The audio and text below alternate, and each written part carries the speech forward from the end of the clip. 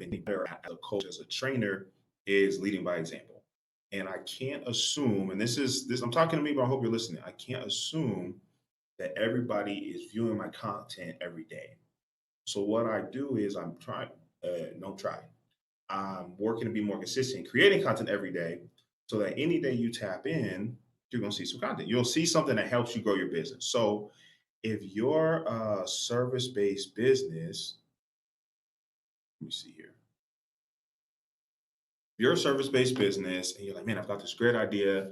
I add a ton of value and I really want to help people. I really want to help people in their lives, whether that's a emotional transformation, a physical transformation, a spiritual transformation. I want to help people in their business, whether that's running it more efficiently, whether that's automating the business, whether it's delegating, whether it's scaling. You're like, oh, I want to give back. I want to add value. But there's a barrier, and this is where I come in. This is where I add value. You have to get new clients in order to serve new clients. So if you can't sell, you can't serve. That's tough, but it's the fact. You're like, well, Bruce, I don't want to be a salesperson. I don't want to be pushy. I don't want to be rude. I don't want people to think I'm greedy. Maybe you're just scared of sales. Maybe there's anxiety around asking somebody for the money. Maybe maybe you have some negative emotions around selling.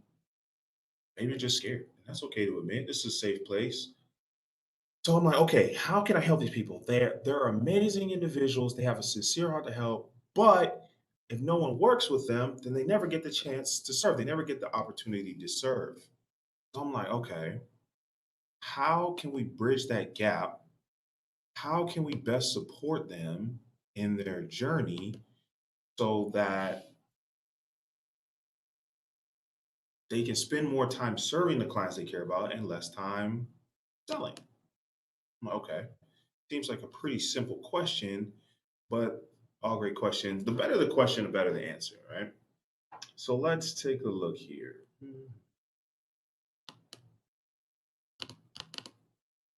What I'm going to do is introduce you to the sales success system.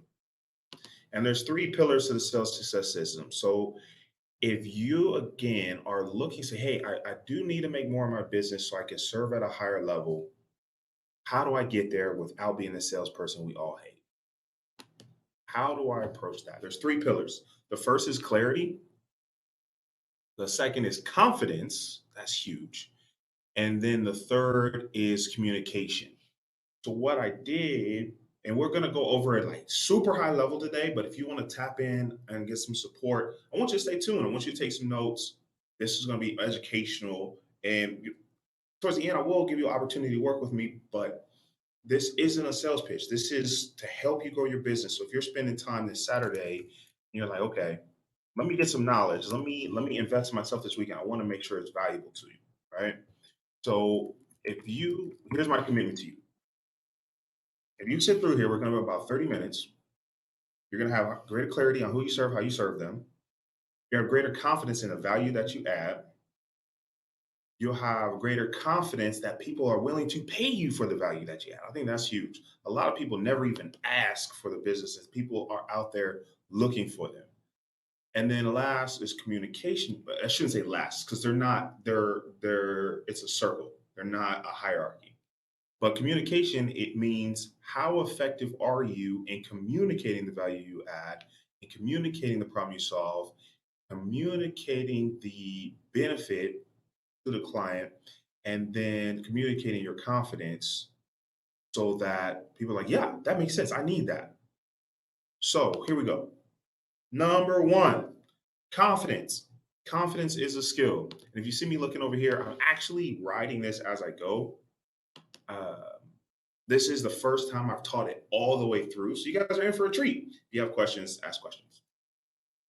The first thing I want to teach you is confidence is a skill. If you look on my page, you're following me, right? It's new skills, new you. One new skill will change your life. So the good news is no one is born with any confidence.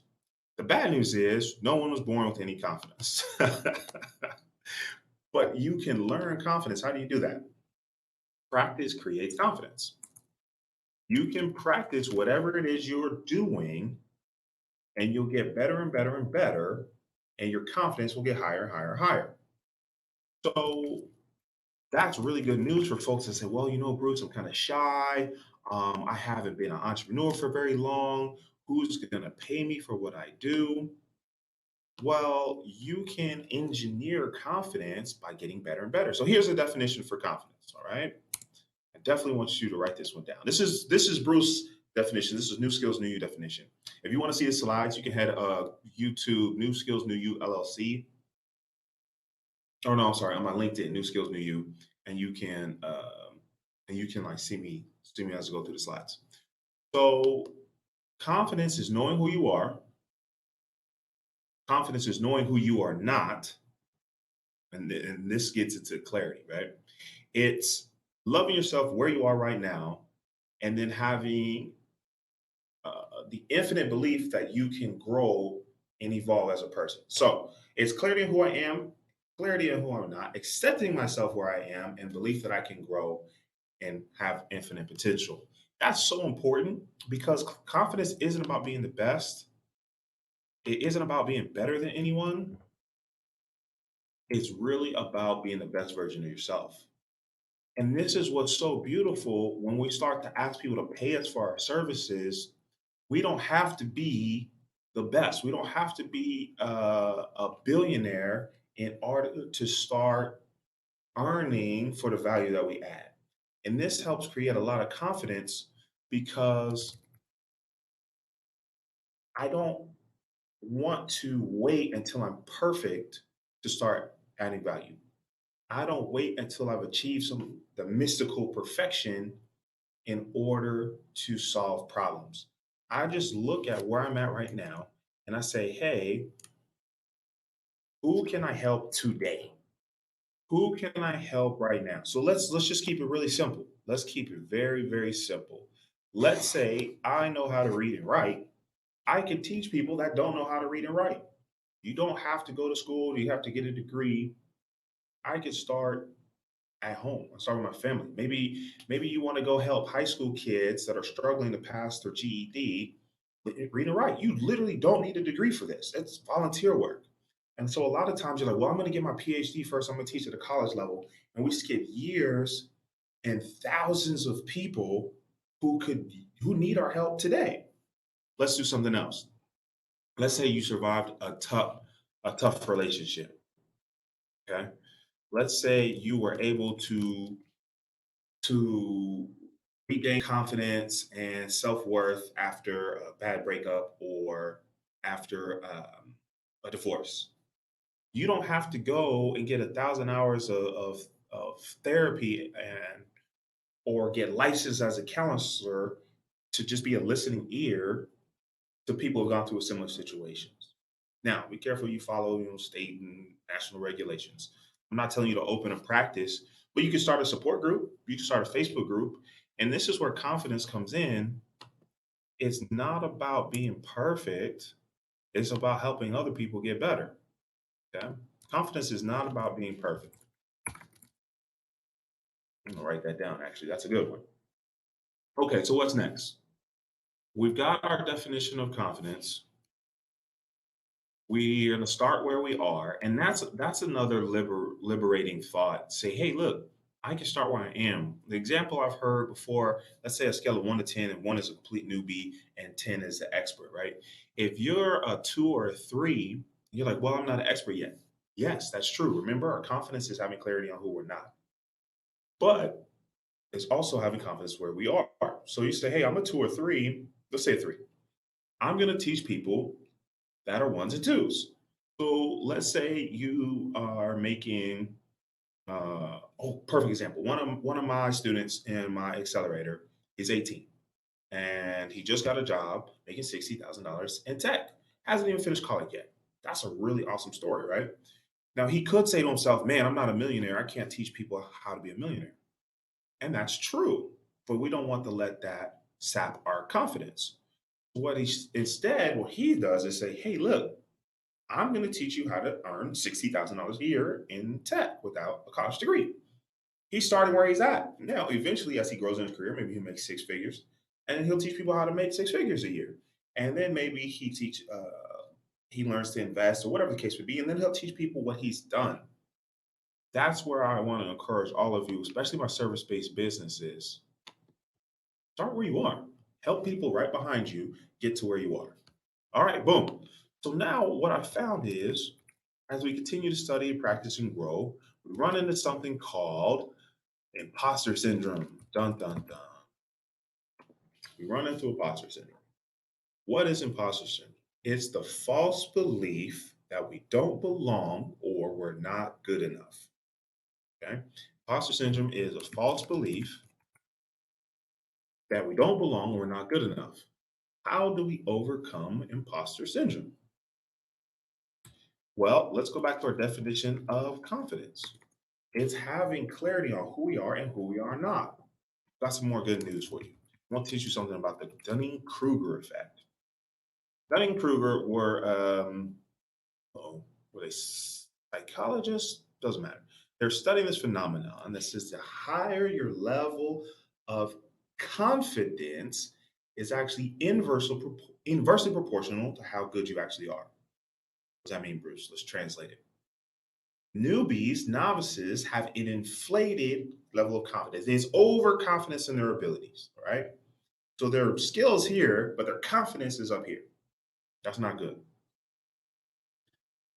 And you may have run into those people, right? They're watching the Super Bowl and they they couldn't lift 10 pounds, right?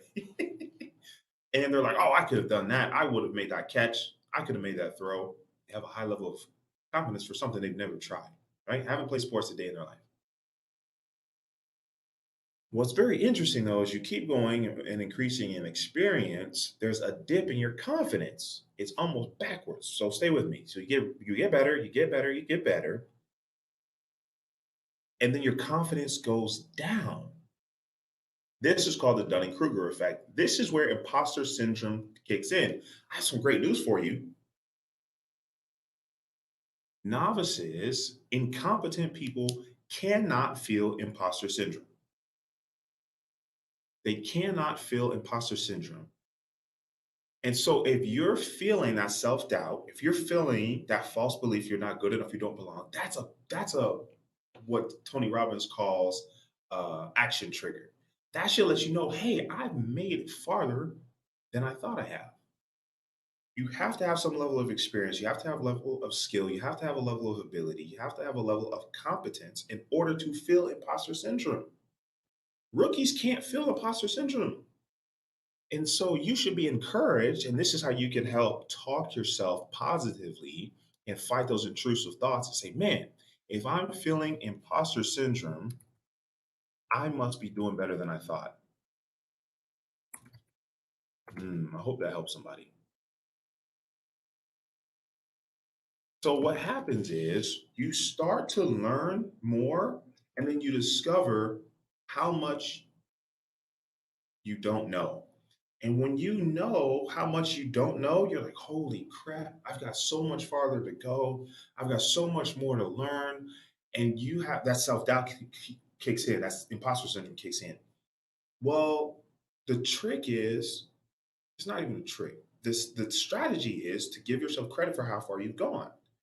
So now I use the 1 to 10 scale. So now you're a 4 or 5, and that's right around where I see that imposter syndrome kicks in. You're like, hey, hey, hey, hey, hey, self, you gotta talk yourself in the mirror. Say, listen, I'm not perfect. I'm not the best. I'm on the way. I'm on the way. And give yourself credit. I want you to give yourself as much credit for how far you've gone as you spend as much time looking at how far you have to go. It's only fair. We spend time talking about, oh, I have to go this much farther. Well, take that same energy and give yourself credit for the progress you've made, right? Yeah, that's good. Give yourself progress or credit for the progress you made. There we go. There we go. All right, let's see here. We got imposter syndrome. We've got confidence. Do. Oh, let's talk about goal planning. Goal planning. So, what I've run into when we talk about sales success, we are really good at goal setting. right? Like I want to make $1 million. I want to lose 100 pounds. I want to bench press my body weight. I want to squat twice my body weight. We're really good at setting goals. What's the plan? How are we going to get there? Now, this is two ways we're going to look at it. One, that's what the sales success system is for your business. It's a plan on how we're going to achieve your goals. But you also want to be able to articulate. And so I told you it's three pillars, right? Clarity, confidence, and communication. You want to be able to articulate how you're going to get your client or future clients results. How are you going to get there? How are you going to achieve the transformation they're looking for? When you have clarity on that, mm, mm, mm, your confidence goes up because people are going to ask you, well, I don't know, is this going to work for me? And you say, yes, here's how it's going to work for you. Now you say, well, Bruce, how do I know if it works? Aha, you are your first success story. You are your first success story. I practice integrity, and to me, it's an ethical issue if I'm teaching people things I've never done. If I'm teaching things I just read about in a book, I read about them in a book, and then I go try them. And one of my things I'm really proud of is I failed more times than some people have tried. And that's so important because when you come and work with me and you say, hey, Bruce, I need to hear yes more often, but I don't want to be a salesperson. I'm like, okay, I can show you the path that I took and help you avoid the speed bumps. I can uh, I can help you get there faster and easier. And that's what I want. You're gonna get there. You keep going, you're gonna get there. That's not the point. You could Google all this stuff, you could YouTube all this stuff, and you could figure it out on your own. That's not the point. My goal is to help to get to your success, to the transformation you desire in your business, particularly when it comes to revenue, faster and easier. And that's something you can have confidence in as you're working with your clients, whether it's individuals, groups, or businesses, is say, hey, listen, the value that I'm going to add to you is organizing the information you need to get to where you want to go. And that's going to provide you clarity. Clarity creates confidence too. So you're going to hear me say clarity, confidence, communication over and over and over again. And that's what we want for our clients. People will pay extra for organization. I don't want to have to sift through 100 YouTube videos. I just need the 10 videos that are going to help me achieve my goal. So one of the weeks, it's a 10-week accelerator. One of the weeks is just on goal planning, not goal setting. That's easy. We can make things up all day. How are we going to get there? That's the question. If you can answer that question, and that goes back to the communication, you're going to hear yes more often. People are going to want to work with you. If it's clear the path that they can take to achieve the goals, then the decision to work with you is also clear. And that's why I love this system because having a system allows you to duplicate results. It allows you to predict results, not just for you, but for your clients. So everybody wins. So now you're like, oh, this is great. I can be my authentic self and I can earn more while I'm doing it. That's the win win. I don't want to turn you into a killer closer, the master manipulator. No, I want you to be authentic self that hears yes more often so you can increase your revenue in business and transform your life. That requires a system. All right, so where were we? Confidence, imposter syndrome, goal planning. Oh, value versus cost. Oh, man. Okay, I hope you're paying attention here. Value versus cost. A lot of times people struggle with selling because they focus on the cost, they focus on the price. Here's a very important distinction: price is what you pay, value is what you get. What does that mean? People don't pay, let's just use cake mix. People don't buy cake mix because they like the box. That's just holding the ingredients. They buy cake mix because they want a cake. So the price they pay, I don't even know what they cost anymore. Let's say $5. Pay $5, that's the cost. The value is create this delicious cake. Remember, faster and easier. They buy the cake mix not because you can't buy all the ingredients. and make it yourself, they want to get there faster and easier. So they're paying for the organization, paying for the simplicity, and they're paying for the direction. And then they want the memory, right? Usually people bake cakes for a special occasion, birthday, celebration, retirement, graduation, promotion. I don't know. That's the value. So we spend a time talking about the value. So when that's clear, you can communicate it with confidence. You communicate it clearly. People are like, yeah, that's the outcome I want. How do I get started? Now you don't have to sell anything. You just have to give them the opportunity to say yes. So we focus on value versus cost. I was talking to students, they kind of struggle with this one. So I gave them some homework. So I said, hey, what's the value you add? And they're like, oh, I help people lose weight. I'm like, that's good, but that's not the that's not the valuable thing. They can lose weight on their own, right? So we talked about helping people lose weight in a healthy way. We talked about helping people lose weight safely. We talked about helping people lose weight consistently. We talked about helping people lose weight and keep it off. Those are value adds. Those are value adds. And I just use an example. That's one of the people that's in the program currently, and so I want to use that example to share with you all. And actually, let's see what time is it. Okay, about 22 minutes. So now we have the confidence. We're fighting imposter syndrome, working on goal planning, and then focus on the value versus cost, right? The Nehemiah Davis says that the price is irrelevant in the absence of value. We want to make it, and then we do a whole nother week on picking the perfect price. Mm, I don't think I'll have time to go over that one there. What I'll do is I'll probably create a webinar for it and just pre-record it because I want this to be complete so you can go and use it. So speaking of action items, here's the action item for you. Here's the action item. We're going to talk about the 5 ways to hear yes more often.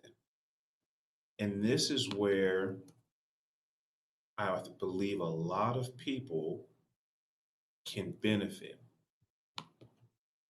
Before we do that, I want to tell you the 3 C's. Whenever you open your mouth, whenever you write an email, whenever you send a tweet, I want you to think of these 3 words: clear, concise, and compelling. Those are the 3 C's, the first 3 C's. When I say clear, you want to answer the question very quickly. Who is this for? And what problem does it solve? So at the beginning of this, when I said, hey, this is for service-based businesses who want to hear yes more often without sounding salesy. That's clear. Concise means get to the point. That one's actually for me. I'd be long-winded. I'm working on it. I'm improving every day. When it's simple to understand, it's simple to pay attention to, and it's simple to make a decision. Confused people don't buy. So we want to make it very clear and then as briefly as possible that, hey, yes, this is what I'm looking for. This is what I need to work. Then when we talk about being compelling, I made a video on this yesterday. When you're clear and concise on who this is for, what problem it solves, it's compelling to the right people. So you don't have to convince them. You don't have to have this magical sales pitch. You just have to clearly, confidently communicate problem you solve, right? And that's where we go back to the value versus cost. The value is we're going to solve a problem for you. So this is going to help with your lives. If you're on Clubhouse, doesn't matter. Clear, concise, and compelling. Get to the point. And that's where most of the videos I do are less than an hour, even the most complicated ones, because I want to say, hey, how quickly can I give them enough to go execute? How quickly can I give them enough to implement so it starts to impact their life and business? All the information I give you is useless until you use it. So I want to make it as simple as possible to use. So here's something really simple you can do today to hear yes more often as 5 steps. We're going to ask more people. You're going to say, well, Bruce, what do I say? Tell them the problem you solve. Say, hey, are you a service-based business? Yeah. Are you getting appointments on your calendar? You're getting discovery calls, but they're not buying, or maybe they're not even showing up. You're like, yeah. Well, if I can help those people show up, if I can help those people say yes more often, what would that do to your business? Well, Bruce, it'd be great. I'd make more money, spend more time serving people, and spend less time chasing down people, getting them to buy. Great. You need to join the sales success system.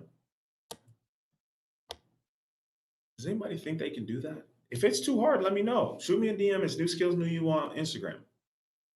I want you to ask more people. I want you to give more people the opportunity to tell you yes. And this isn't, again, we're looking for the right people. We're looking for the people that have a problem we solve. The only way we do that is we ask them, say, hey, is this your problem? Are you afraid of sales? They say, yeah. I say, hey, I'd like to help you. Can we work together? They're going to tell you yes or no. They say, hey, are you afraid of sales? They'll say, oh, no, I'm great at sales. I'm making 10,000 a month on autopilot. I'm like, oh, okay, great. That's not the right person. That's okay. And so most of the time, people aren't telling you no. They just don't need the whatever you're offering. That's okay. Don't take it personally. And actually, I've kind of said some of the 5 steps in that little rant, but we're gonna nail them down. Next up is ask more often. What does that mean? I don't mean 4 or 5 times a day asking the same person. Hey, you want to work with me? Hey, you want to work with me? Hey, you want to work with me? That's not compelling. That's actually really aggravating. Do not do that. What I am saying is email your list more than once. They signed up on your email list more than often. Um, if you're doing a reel, have a call to action. Okay. Give them more chances to tell you yes. Sometimes it's the right person, it's just the wrong time. Maybe they get paid tomorrow, but you asked them yesterday. Don't, man, life, a lot of things happen in 24 hours. They may have just forgotten. You say, oh, Bruce, they want to work with me. They'll just reach out to me. We had an instance on Wednesday this week, and somebody needed help with Airbnb. And I said, hey guys, somebody in our group is Airbnb. Do you remember who it is? No one remembered who it was. They're like, dang, what was her name? She was super nice. What was her name? What was her Instagram? Now, fortunately, I was able to look it up and give her the referral. But it really reminded me, I said, hey guys, every time you talk, you need to tell people what problem you solve. Because people forget, tell them more often. So that way, when they're ready, they're like, oh, wait, Bruce just said he's going to help me hear yes more often. Let me go send him a message. That's what I want you to do. So this is the next one is ask the right people. If it's the right people, they're not going to be upset. Okay. They're not going to be upset. If you say, hey, I'm going to help you automate your business and scale, someone with a business that's doing everything, that's overworked, and underpaid, that's tired, stressed out, disorganized, they're gonna be like, oh, I'm so glad you said that. If someone doesn't even have a business, they're working 9 to 5, they're like, what are you talking about? Leave me alone. That's not that you have a bad service or offering. You're just asking the wrong person. So the right people are going to be happy to hear from you. The right people are going to be interested in what you have to offer. Unfortunately, I don't know unless you're psychic, I'm not. We don't know who the right people are unless we go ask. And there's certain things you can say. This goes back to the value versus the cost. And I'll teach you this. The value helps the right people identify you're the right person for them. All right, let me not get carried away. Let me get off track. All right, so we're going to ask more people. We're going to ask more often. We're going to ask the right people. I might have to start putting that first because none of this really matters if you're talking to the wrong person, except for this next one. Ask for the referral. Mm, mm, mm. And again, these aren't necessarily in a hierarchy, like one's more important than the other. You got to do all of these. You got to do all of them. Ask for the referral. So earlier, remember I said, hey, do you need help scaling and automating the sales processes in your business? They're like, no, I don't have a business. What are you talking about? Oh, you know what? I'm so sorry. I thought you did. Who do you know that does have a business? I'm going to ask them for the referral. So now all of a sudden, the wrong person can point me towards the right person. Boom. See, no sales script, no pitch. You don't have to be magical with the words. You just got to ask. That's all I really want you to do. Just ask. Just give more people a chance to tell you yes. Now, last but not least, it's ask better questions. And I actually do, I'm putting together a challenge for this. Uh, hold me to it. I want to launch in December. Got some other priorities in November. I'm really, my goal, let me tell you my goal. My goal is to be the number one sales and leadership resource for entrepreneurs and small businesses. worldwide. So I got a lot of work to do. And I'm gonna help y'all. Y'all can come with me. As I improve, you all improve. As I grow, you all earn more money. Everybody wins. All right. So now, asking better questions. That means we want to ask questions, not asking about your day or weather. People are like, oh, you got to build rapport. This isn't the time to build rapport. I'm trying to solve problems.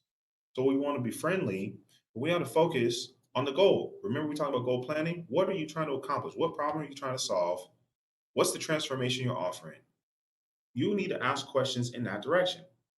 I teach you on that too. That's week 6, called the question path. To guide the right people along the path towards success. And introverts actually really love this because they ask a question and then the client does all the talking. They just gotta listen and they just take notes. It's so much fun. It's beautiful. Introverts love this one. And I'm actually going to stop here. We got to week 4 or 5 of the accelerator. We cover all these in depth and detail. And I've got it set up. We've got learning modules on it. We've got homework around it so that you can get tangible results for your life and business. So that was a lot. I hope that helped. I hope that helped. I've been teaching on sales and leadership for years now. I'm a sales professional for 15 going on years. And so what I've done is I've taken all of the simple things I've learned, all of the principles that I've adopted, not to turn you into that killer closer, I said the master manipulator or the psychology guru. It's to help you be your authentic self that hears yes more often. And a beautiful thing about having a system, it can be delegated. So now you don't even have to be the one that does the selling. You can hand it off to a virtual assistant, appointment setter, if you want to get hire a closer. And that's so beautiful about having a system. You can be more confident in your process. You can be more confident in the results that you offer. Now that confidence transfers to your future clients, and they're telling you, "Yes, I want to work with you." So if you're a service-based business and you're struggling to get the right people to say yes, I'd like to help. So you can shoot me a DM, or you can visit brucehill.online, brucehill.online, not .com, and just schedule a solution call. And if I can help, I absolutely love the pleasure and the opportunity to do that. If not, I'll refer you to some of my amazing friends. I got some great people on my team. All right. Have a super Saturday. Thanks for tapping in Sales Success Saturdays.